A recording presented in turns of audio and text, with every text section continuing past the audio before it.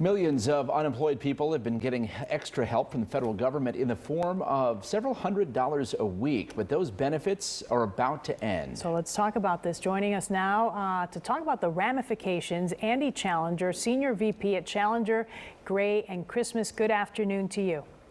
Hi, thanks for having me. All right, so let's start with the impact that this would have on the economy that's already facing some challenges. What do you think? Yeah, the real threat is that it's going to disrupt the recovery we've seen in consumer spending.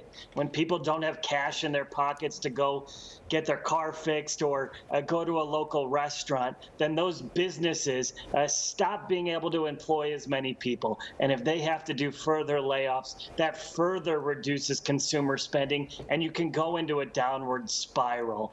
Hopefully, we can get to the other side before that happens and we get to see some additional stimulus funds go directly to people's pockets. Now, the argument among Republicans for why we shouldn't continue this extra $600 payment for those who are filing unemployment is that it actually encourages people to stay home, to not look for work, because in some cases they were making more money through unemployment. Have you seen that actually play out? There are some anecdotal stories of that, right? 2/3 of people eligible for unemployment were able to get more on the benefit than they were from their jobs that they held prior to the COVID-19 epidemic.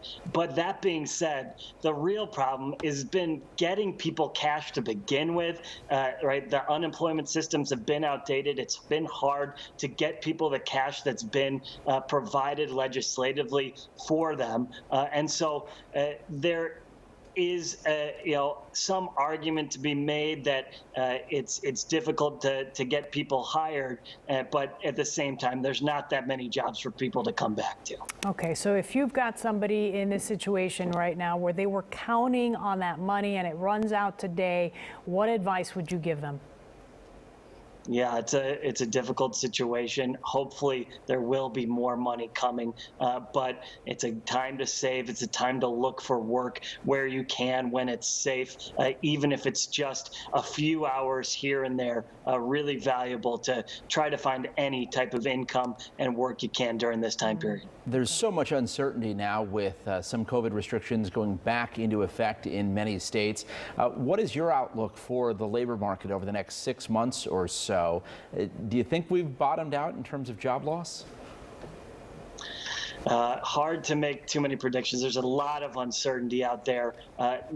Too early to say that we've bottomed out, right? We've continued to see job cuts week after week, well over a million people filing each week for initial jobless claims. And the cuts have been moving away from some of the small businesses and retail and restaurants towards corporations, towards white-collar jobs that were initially protected from the brunt of the crisis.